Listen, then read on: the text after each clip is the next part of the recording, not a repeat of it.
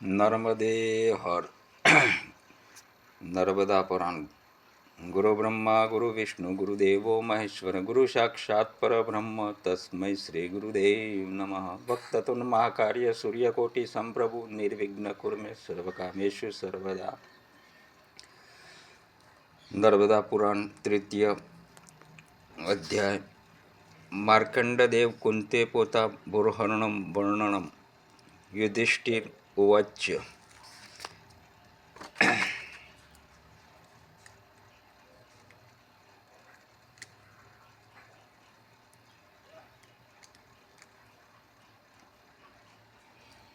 युधिष्ठिर उवाच। सप्तकल्पक्षा दोरास्वया दृष्टा महामुने न वापि हस्ते भगवंतवती दो युरिहितम कक्षन।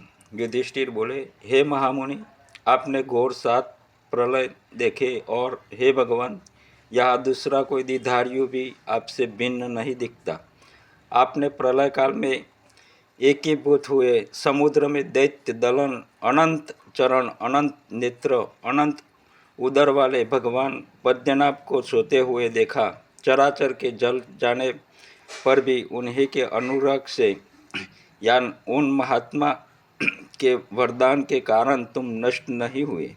निष्पाप बमते हुए आपने उस समय क्यों आश्चर्यमय दृश्य देखा, मेरे मन में जानने की बड़ी उत्कंठा है। अंत, हे भगवंत, यह सब आप कहें। युग का अंत होने पर घोर महाप्रलय में सैकड़ों वर्षों तक अनावृष्टि में लोकों के नष्ट हो जाने पर, समस्त औषधियों का अत्यंत नाश हो जाने पर, देव दानवों से हीन तथा यज्ञों के अभाव में तथा कलयुग के प्रभाव से अत्यंत दोष प्राप्त हुए निस्तेज हो जाने पर, नदी और तालाब तथा पोखरा, वन उपवन सभी के सूख जाने पर, उस समय हे ब्राह्मण, युग के सर्वथा क्षीण होने पर, निराकार स्थिति में जब महकाल के वासी जनलोक चले गए, ब्राह्मण क्षत्रिय वैश्य आदि तथा सभी ऋषि मुनि महात्मा उस समय दिव्य तेज से युक्त हुए। तब हे महामुनि, किन प्राणियों की स्थिति रही और कौन नष्ट हो गए? हे महाभाग, यह सब पृथक पृथक मुझसे कहे। हे विपेंद्र, ब्रह्मा विष्णु रुद्र आदि के भी कार्यालय समाप्ति हो जाने पर आनंद दारुण्य स्थिति में कौन प्राणी किस प्रकार सिद्धि को प्राप्त हुए? बुद्धिमान धर्मराज द्वारा इस प्रकार पूछने पर ऋषि मुनियों से धीरे हुए मार्कंडे ने कहा। श्री मार्कंडे बोले, हे नरेश्वर, आप तथा सभी ऋषिगण सुने। वायु देवता के पूछने पर भगवान शंकर ने जो पुराण कहा, वायु से यह स्कंद कार्तिकेय ने पुरातन पुराण सुना। उनके वशिष्ठ ने, वशिष्ठ से पराशय ने तथा पराशय से अनेक महर्षियों सहित जायकर्ण से सुना। इस प्रकार सैकड़ों उत्तम द्विजों ने परस्पर से सुनी हुई 100,000 श्लोकों वाली संहिता, जो पहले भगवान शंकर ने कही थी, और सभी शास्त्रों का मंथन करके प्रथम वेदार्थ को जो तत्व से निरूपित किया, वही युग के प्रभाव से पीछे 4 प्रकार से विभक्त की गई। मनुष्य की मंद बुद्धि के कारण महर्षियों द्वारा यह सब हुआ। पशुपति महेश्वर की आराधना करके मैंने प्रथम जो पुराण सुना, वही आपके लिए विस्तार से कहूँगा। हे महेश्वर, जिसको सुनकर जीव कायिक, वाचिक और मानसिक सप्त जन्म में सचित हुए सभी पापों से मुक्त हो जाता है। भयंकर 7 कल्पों का क्षीण होना, अर्थात प्रलय में बारंबार विधि हरिहर की कृपा से देखा, 12 सूर्य से जगत के ध्वंस होने पर तथा 7 समुद्र के सम्मिलित होने पर ही भ्रमता हुआ थका हुआ भी भुजाओं से उस समुद्र में तैरता रहा। तब हे राजन, आदित्य के समान तेजस्वी अनादि अनंत महापुरुष को जल में मैंने देखा तथा 10 दिशाओं में सुमेरु के शिखर को प्रकाशित करते हुए पुत्र पौत्र से युक्त अन्य दूसरे मनों को भी मैंने देखा, वे भी अंधकाल में अघात महा समुद्र में भ्रमते हुए चक्र पर आरूढ़ हुए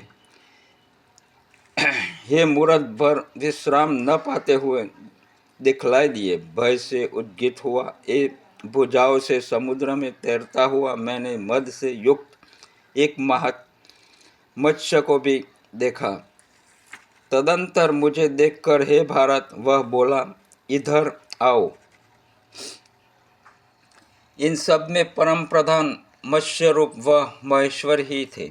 हे नरेश्वर, उस समय में श्रद्धता से उसके सुख से प्रविष्ट होकर अनंत थका हुआ चेतना शून्य परम विश्रांति को प्राप्त हो गया। उस समुद्र के मध्य में विशाल भंवरों से प्राप्त हुए उन्नत तड़ वाले जल से तथा फैन समूह के मानव और हास करती हुई स्वेच्छानुसार गमन करने वाली मकर मीन आदि जलचरों से व्याप्त पवित्र देव नदी को भी देखा। उसके मध्य में इच्छा रूपिणी नीलकमल दल के समान महान क्षोभ को वहन करने वाली दिव्य स्वर्ण वर्णमय विचित्र अन्नवती हेम के समान उज्ज्वल आभायुक्त कन्या को देखा, जो दोनों घुटनों को मोड़कर विशाल जहाल पर बैठी थी। तब मनु ने उनसे, हे दिव्य अडम्बती भगवती, आप कौन हैं? यह पूछा।